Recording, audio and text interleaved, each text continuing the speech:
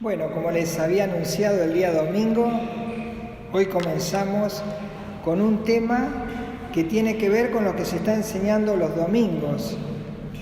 Y vamos a ver el libro de Nehemías, la vida de Nehemías y la situación del pueblo de Israel en este tiempo. También les había pedido que fueran leyendo Esdras, Esther, Nehemías, Malaquías, Zacarías y Ageo, como para que vayan entrando en clímax.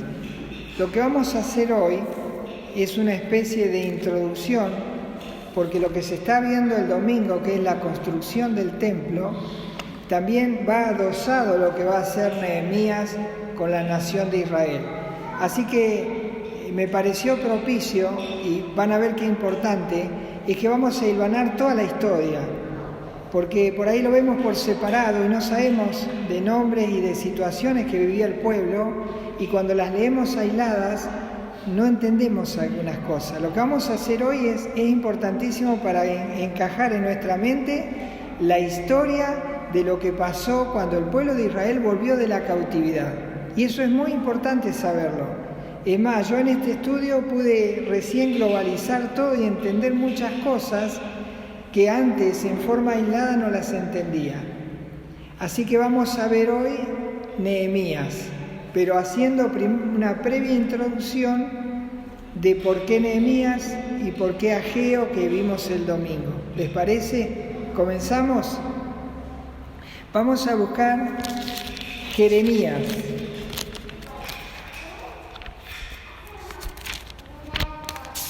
Después de Isaías viene Jeremías. Y vamos a buscar en el capítulo 25. Jeremías 25.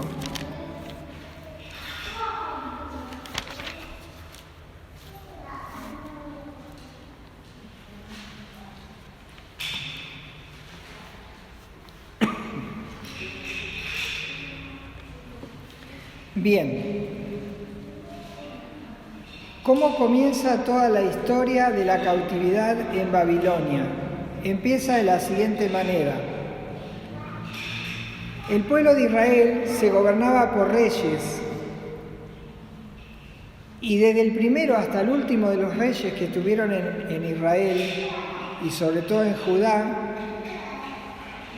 desobedecieron las órdenes de Dios. Y fue tan grave lo que ellos hicieron que a Dios le desagradó muchísimo lo que hicieron. Entonces Dios propuso castigar al pueblo. Escuchen lo que le digo. Dios propuso castigar al pueblo por causa de la rebelión de su pueblo y de sus gobernantes, porque no obedecían a su palabra ni a sus mandamientos. Entonces, ¿cómo Dios va a castigar al pueblo? Primero les va a avisar que los va a castigar. Entonces envía al profeta Jeremías y les cuenta que los va a castigar, y les dice que los va a castigar 70 años. Tremendo azote, ¿verdad? Entonces, allí en Jeremías 25, desde el versículo 8 hasta el versículo 11, les dice cómo los va a castigar por lo que ellos están haciendo. Dice así: por tanto, así ha dicho Jehová de los ejércitos: por cuanto no habéis oído mis palabras, he aquí enviaré y tomaré a todas las tribus del norte, dice Jehová, y a Nabucodonosor, rey de Babilonia, mi siervo, y lo traeré contra esta tierra y contra sus moradores y contra todas estas naciones en derredor. Y esto es lo que les va a hacer. Dice: y los destruiré, y los pondré por escarnio y por burla y en desolación perpetua. Y haré que desaparezca de entre ellos, de entre su pueblo, la voz de gozo y la voz de alegría, la voz de desposado y la voz de desposada, ruido de molino y luz de lámpara. Toda esta tierra será puesta en ruinas y en espanto, y servirán estas naciones al rey de Babilonia 70 años. Entonces, en el año 605 antes de Cristo, como vemos en pantalla, aparece lo que acabamos de leer en Jeremías 25, de 8 al 11.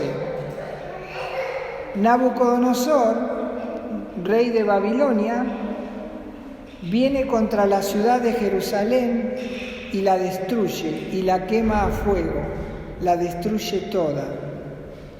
Y luego se lleva cautivos, como Dios lo había dicho en su palabra, a toda la nación de Israel, y se los lleva cautivos a Babilonia, y la ciudad y los muros quedan totalmente destruidos. ¿Por qué? Porque Dios les dijo: ustedes no obedecen a mi palabra y yo los voy a castigar. Y no hicieron caso, porque a veces ese es el problema. Dios dice: esto es no, y si haces esto te pasa esto, y nosotros lo hacemos, ¿y qué esperamos? Y bueno, les vino el castigo. 70 años irán en cautiverio a Babilonia. Ahora dice que Dios, después de los 70 años, va a castigar a todos aquellos que Él mismo usó para castigar a su pueblo. Es decir, que va a destruir la Babilonia completamente, va a destruir el reino de Babilonia. Y entonces se los dice en el versículo 12 y 13, dice así: cuando sean cumplidos los 70 años, castigaré al rey de Babilonia y a aquella nación por su maldad, ha dicho Jehová, y a la tierra de los caldeos, y la convertiré en desiertos para siempre. Y traeré sobre aquella tierra todas mis palabras que he hablado contra ella, con todo lo que está escrito en este libro, profetizado por Jeremías contra todas las naciones. Es decir, es increíble cómo Dios actúa.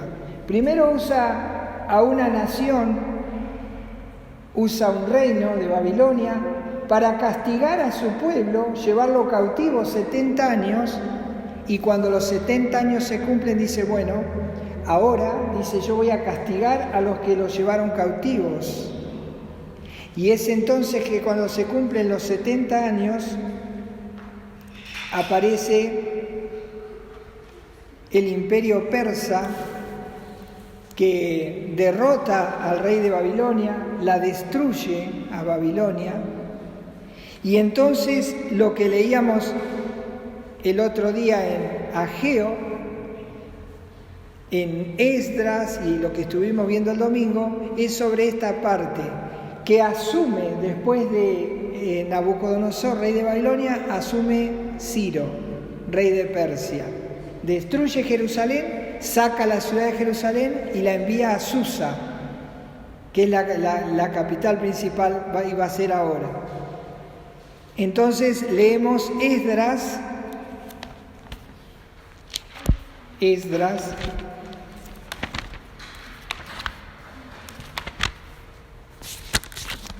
capítulo 1, lo que leíamos el domingo, y vamos a ver cómo va encajando la historia ahora. En el 538 comienza a reinar Ciro, rey de Persia, luego de conquistar a Babilonia, destruir a todo su imperio. Y dice Esdras 1, capítulo 1, versículos 1 al 4. En el primer año de Ciro, rey de Persia, para que se cumpliese la palabra de Jehová por boca de Jeremías, lo que acabamos de leer, despertó Jehová el espíritu de Ciro, rey de Persia, el cual hizo pregonar de palabra y también por escrito por todo su reino, diciendo: así ha dicho Ciro, rey de Persia: Jehová, el Dios de los cielos, me ha dado todos los reinos de la tierra. y ha mandado que le edifique casa en Jerusalén, que está en Judá. Quien haya entre vosotros de su pueblo, sea Dios con él, y suba a Jerusalén, que está en Judá, y edifique la casa de Jehová, Dios de Israel. Él es el Dios, la cual está en Jerusalén. Y a todo el que haya quedado en cualquier lugar donde more, ayúdenle los hombres de su lugar con plata, oro, bienes y ganados, además de ofrendas voluntarias para la casa de Dios, la cual está en Jerusalén. Qué increíble cómo Dios usa a los gobernantes paganos que no son de Dios para hacer la obra de Dios, porque su palabra se cumple. Así que este rey dice, bueno, Dios me ha dado todos los reinos, y bueno, eso es todo lo que ahora, recordemos que todo esto es el imperio persa, medo-persa, todo lo que ocupa, tremendo, esto es el Asia, para recordar un poco, acá está la Palestina, acá está Egipto, miren todo el imperio que le había dado Dios a Ciro, tremendo. Y entonces él dice, bueno, ahora Dios me dijo que los envíe a edificar el templo. Cuando dice edificar casa, es edificar el templo. Así que viene ahora el desafío de volver para edificar. Y es aquí donde nos tenemos que plantar un poquito. Una vez que ellos están en 70 años, imaginen, en Babilonia, y le dicen que el rey les permite irse a su tierra para edificar. Y entonces comienza un desafío para ellos. Y comienzan a salir de Susa, la capital del imperio persa, y van a hacer este recorrido, todo ese recorrido para llegar a edificar. Salen 42.462 judíos a edificar. Van a edificar el templo, dejan todas las tierras que tenían ya, porque en 70 años habían comprado casas, se habían establecido, habían hecho sus negocios. Y lo mismo que nos pasó a nosotros cuando estábamos en el mundo. Habíamos hecho todo y ahora Dios nos dice, bueno, ahora vení que la cosa cambia y te envío a construir otra vida, y es un gran desafío.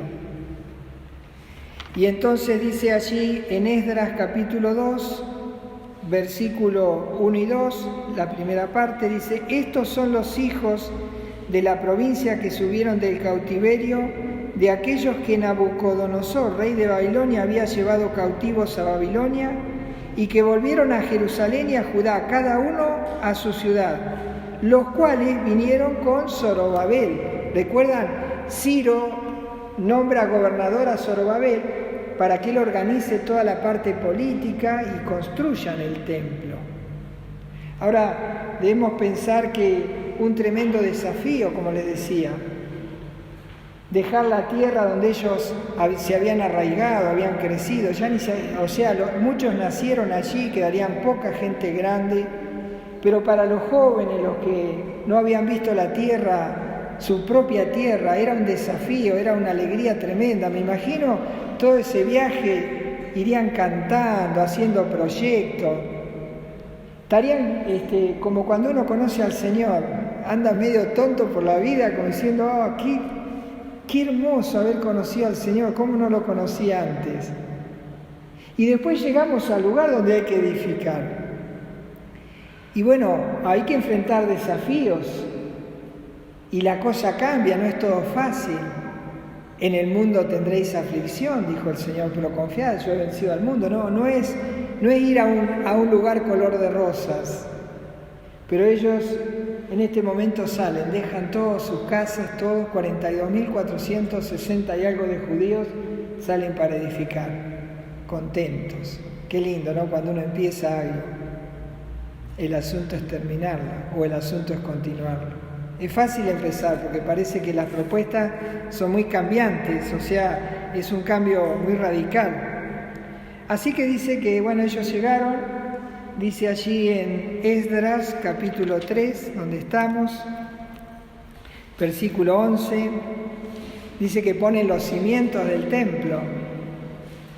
Una alegría tremenda, construyendo todo codo a codo. Cantaban, alababan a Dios por tener esta posibilidad. Dice Esdras 3:11, y cantaban alabando y dando gracias a Dios y diciendo, porque Él es bueno, porque para siempre es su misericordia sobre Israel.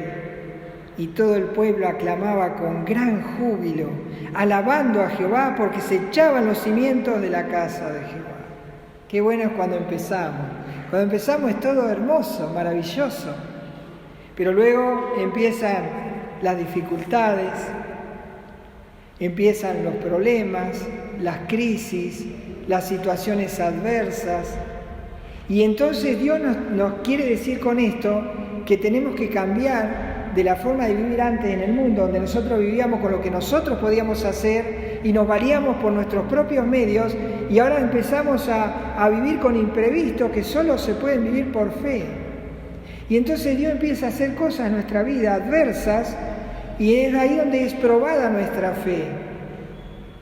Bueno, pero ellos eran nuevos, les faltaba esa madurez espiritual, que se consigue justamente por las dificultades, por las adversidades, porque es allí donde Dios prueba nuestra fe. Bueno, lo triste es Esdras capítulo 4, versículo 24.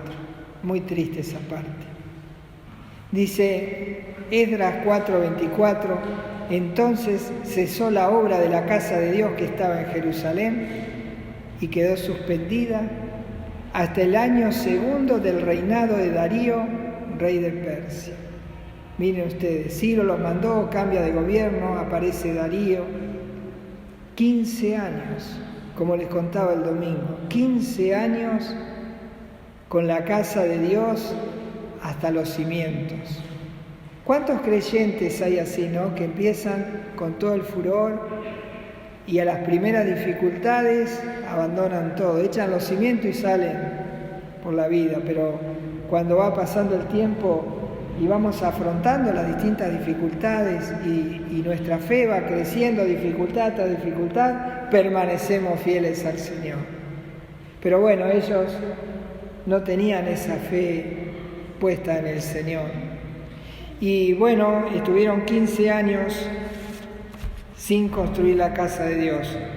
Y como el domingo les contaba también, en esos 15 años se fueron a otro lugar, porque lo que no hacemos acá lo hacemos en otro lado. Porque es así la vida. A veces decimos, tener que ir a la reunión, estar a las 8 hasta las 9, llego tarde a casa. Bueno, suponete que no tuvieses que venir a la reunión y estarías en otro lugar.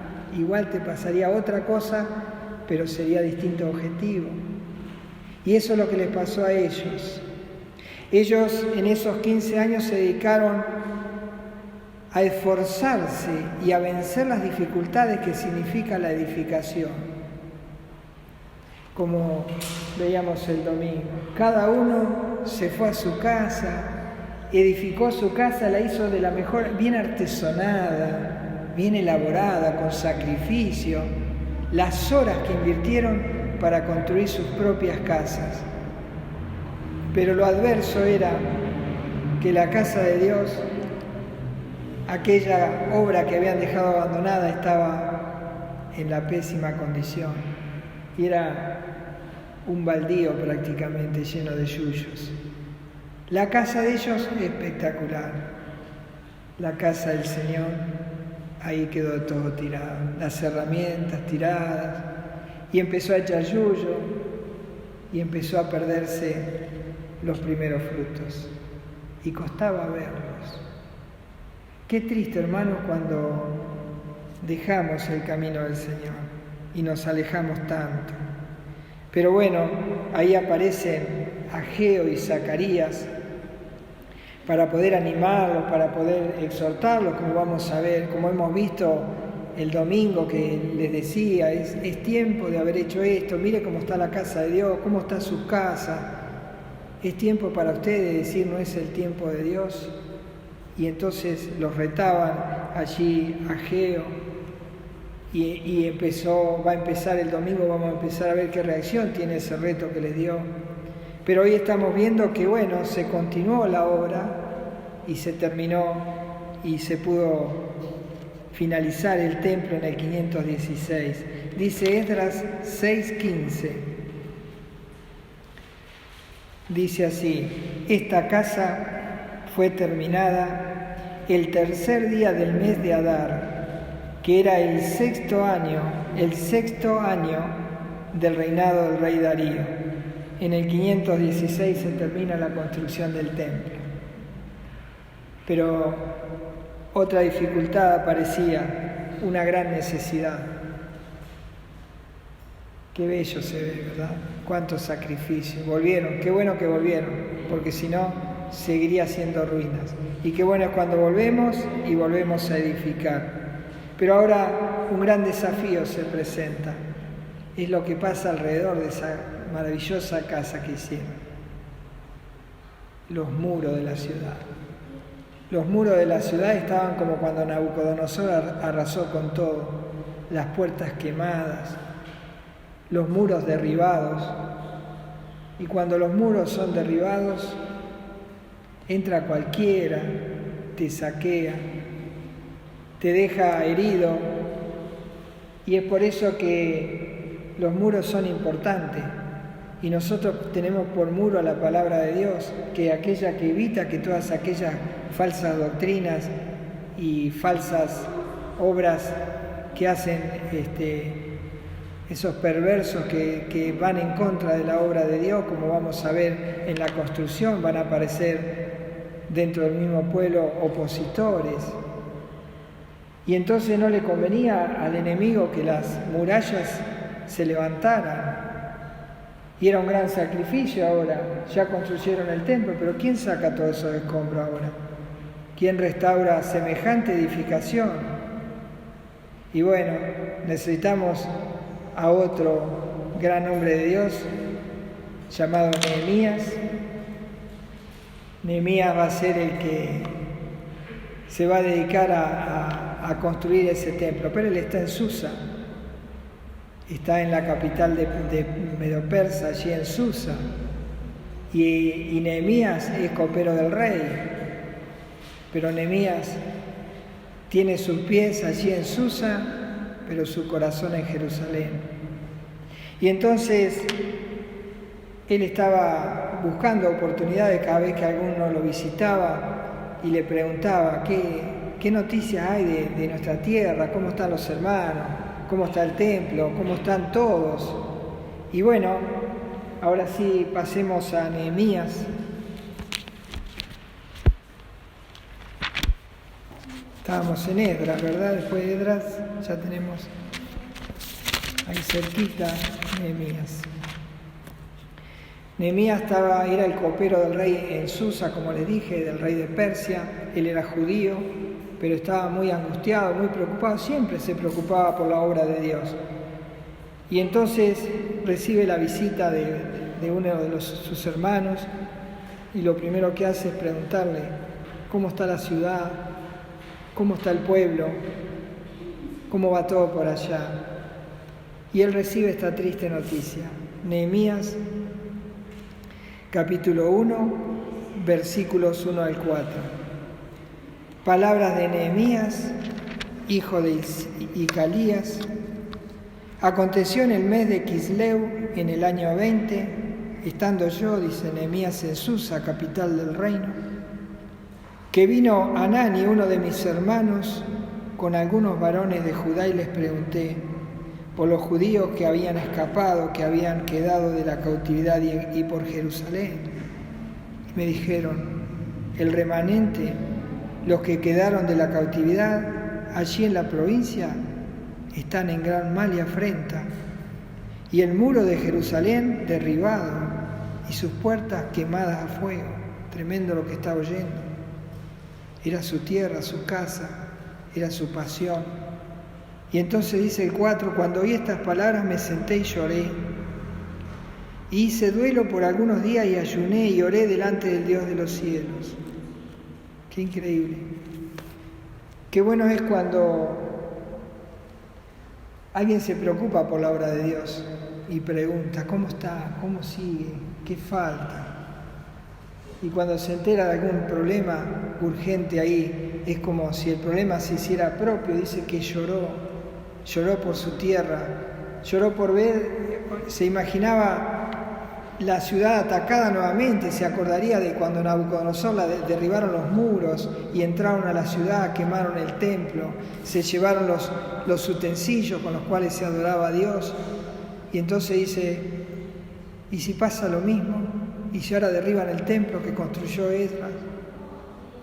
Y entonces dice que se puso a llorar, y lloró mucho, porque la casa de Dios estaba en problema. Y a veces nosotros lloramos por cosas innecesarias, ¿verdad? Pero él lloraba por su tierra. Y entonces él va a buscar la dependencia de Dios. Y vamos a leer ahí en el versículo 11, él clama a Dios y le dice así: Te ruego, oh Jehová, esté ahora atento tu oído a la oración de tu siervo y a la oración de tus siervos, quienes desean reverenciar tu nombre. Concede ahora buen éxito a tu siervo y dale gracia delante de aquel varón, porque yo servía de copero al rey. El tema era el siguiente, que él era copero del rey, pero él quería ir a edificar los muros. Pero ¿cómo iba a ser si era el copero del rey? Pero Dios hace una obra porque él oró.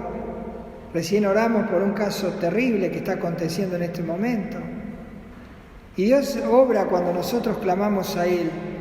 Y entonces va a tocar el corazón de este rey. Y allí le da la oportunidad a Nehemías de hacer la petición, una petición imposible. Y la encontramos allí en Nehemías 2:5. Y dije al rey: Si le place al rey y tu siervo ha hallado gracia delante de ti, envíame a Judá, a la ciudad de los sepulcros de mis padres, y la reedificaré. Me encantó esta frase, me encantó. Esa petición que le hace al rey de Persia siendo el copero. Imposible que el rey lo dejara ahí, pero él dice que le pide allí: déjame ir a mi tierra y la reedificaré. Mirá si en cada uno de nosotros estuviese ese sentir por la casa de Dios. Iré y la reedificaré. Un versículo que es para hacerle un cuadro realmente. Qué lindo es estar en el espíritu de estos hombres.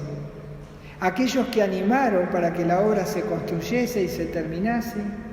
Y aquellos que desearon ir y que lo consiguieron. Y que tuvieron esta fuerza de decir: yo voy a ir allá y la voy a reedificar, porque se apoyaban en Dios.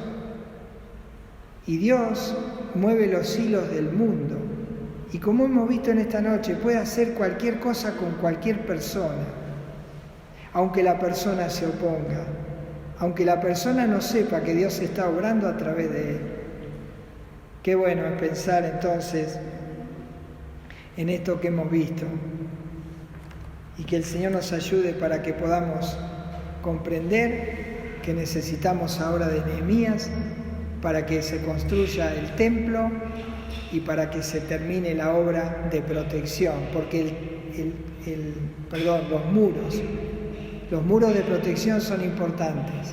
Nunca debemos quedar al descubierto. Cuando más cerca de Dios estemos, más cubiertos estaremos. Y que el Señor nos ayude para que esta introducción al libro de Nehemías nos ayude a levantar la mano y decirle a Dios: yo iré y reedificaré. Y que este 2022 podamos decir todos juntos: que el Señor nos ayude a ser útiles para que cada uno de nosotros pueda tomar un ladrillo y ponerlo y edificar todos juntos, como vamos a ver. Que la obra se hace entre todos. Que el Señor bendiga su palabra y sigamos estudiando este maravilloso tema como es la reedificación de la ciudad, el templo, los muros y el culto. Hay un gran trabajo, esto recién empieza, pero en las manos del Señor podremos hacer mucho pero con ese espíritu de Nehemías, de Esdras y de todos los que trabajaron para que la obra fuese terminada. El Señor bendiga su palabra. Oh, qué amor incomparable, Jesucristo nos mostró cuando su preciosa sangre por nosotros derramó. De su amor, ¿quién no recuerda? ¿Quién no le adorará? Exaltado sea por siempre nuestro príncipe de paz. En el monte del Calvario, fuentes de infinito amor, aquel día se